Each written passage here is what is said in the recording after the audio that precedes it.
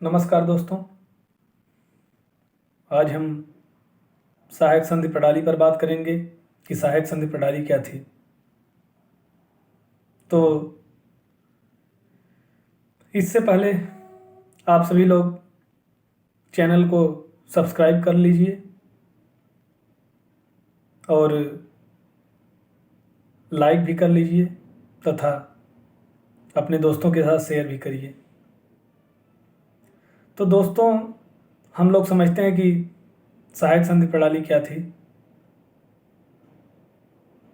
तो आइए इसके बारे में विस्तार से समझते हैं। दोस्तों, जो ब्रिटिश ईस्ट इंडिया कंपनी थी वह पूरे भारत में प्रभुत्व स्थापित करना चाहती थी,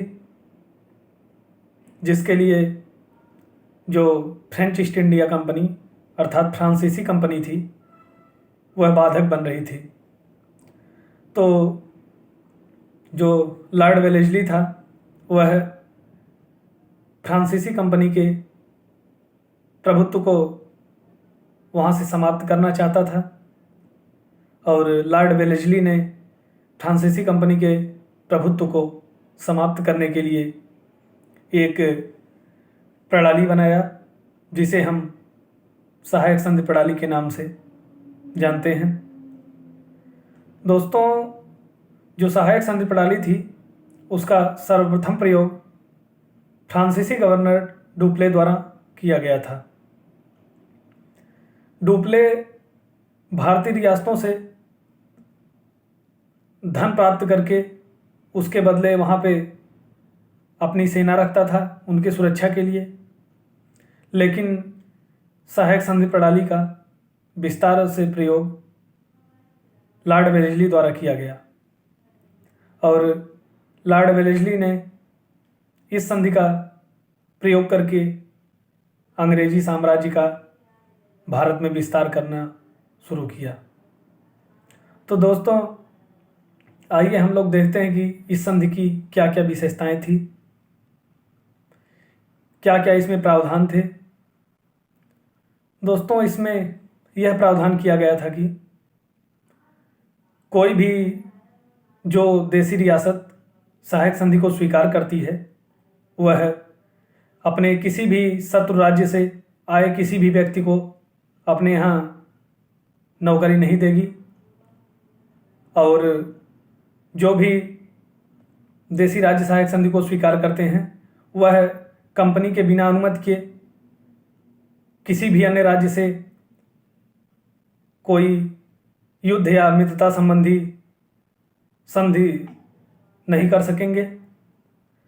और इसमें यह भी प्रावधान था कि कंपनी जो है वह भारतीय राजाओं की रक्षा के लिए एक सेना रखेगी उनके यहाँ, जो भारतीय राजाओं की रक्षा करेंगे। इससे के बदले उन्हें उस सेना का खर्च उठाना पड़ेगा। और दोस्तों, इसमें यह भी प्रावधान किया गया था कि वह अपने राज्य में शासन प्रबंधन को देखभाल करने के लिए एक ब्रिटिश रेजिडेंट रखेंगी, लेकिन किसी भी कंपनी के आंतरिक मामले में, किसी भी राज्य के आंतरिक मामले में कोई भी कंपनी हस्तक्षेप नहीं करेगी। तो दोस्तों, आइए हम देखते हैं कि इस संधि को कंपनी को क्या क्या इस संधि से लाभ हुए। तो इसमें जब यह प्रावधान कर दिया गया कि कोई भी राज्य अपने किसी शत्रु व्यक्ति को ना तो अपने यहाँ नौकरी देगा ना संरक्षण देगा, तो इस प्रावधान से कोई भी फ्रांसीसी देशी रियासतों में जाकर के नौकरी नहीं कर सकता था।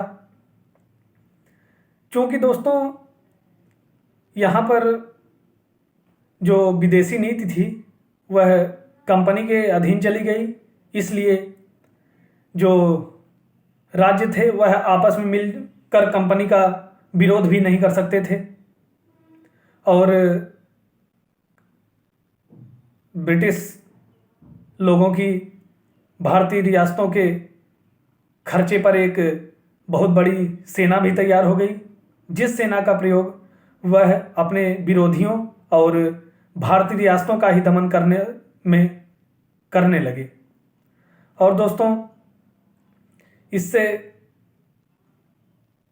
जो कि संधि कर जिस भारतीय रियासतों के साथ कर ली गई थी, वह रियासतें संतुष्ट हो गई थी कि मतलब अब हमारे ऊपर कोई हमला नहीं करेगा।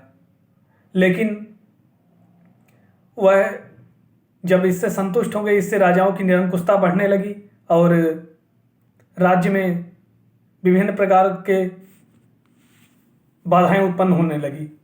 दोस्तों, हम समझते हैं कि इस संधि से देशी रियासतों पर क्या क्या प्रभाव पड़े।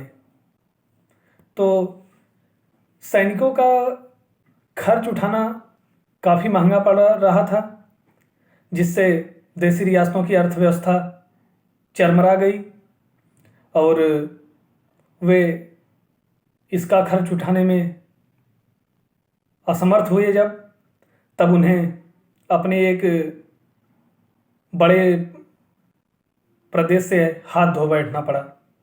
और इसके बाद संधि के माध्यम से भारतीय नरेशों की राष्ट्रीय भावना, उनका साहस और उनका सैन्य संगठन वह निरंतर कमज़ोर होता गया। और इसका परिणाम यह हुआ कि जो भारतीय रियासतें थी वह दिन प्रतिदिन निरंतर पतन की ओर अग्रसर होने लगी। और जो ब्रिटिश रेजिडेंट शासन संबंधी कार्य के लिए रखे गए थे, उन्हें भले ही राज्यों के आंतरिक मामले में हस्तक्षेप करने का अधिकार नहीं दिया गया था, लेकिन वो जो ब्रिटिश रेजिडेंट थे वो इसका प्रायः उल्लंघन करते थे।